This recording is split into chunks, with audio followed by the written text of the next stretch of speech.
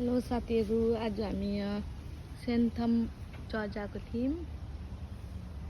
Church चाहिँ उयो माथि छ, गर्नु बिर्सेछु मैले अघि अहिले गरेको हो।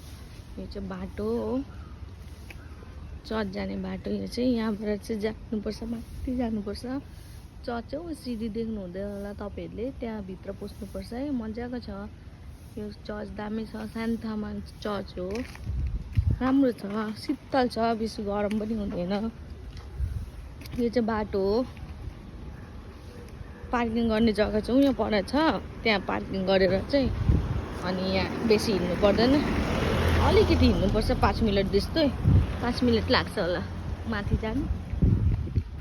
मजा आउँछ यहाँ आउनु, तपाईँहरू पनि टाइम पाएको छ भने। यो चर्च दामी छ, सबैजना आउँदा केही पनि हुँदैन, क्रिस्चियनै आउनु भन्ने छैन होइन, अरू मान्छेहरू पनि आउनु सक्छ। भगवान भनेको सबै एउटै त हो नि,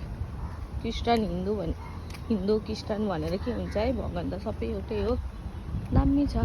यो चाहिँ बाटो हो। अहिले यहाँ पार्किङ गरेको थिएँ, मलाई चिट्ठा दिनुभएको थियो यो अङ्कलले, अब उसलाई चिट्ठा दिनुपर्छ।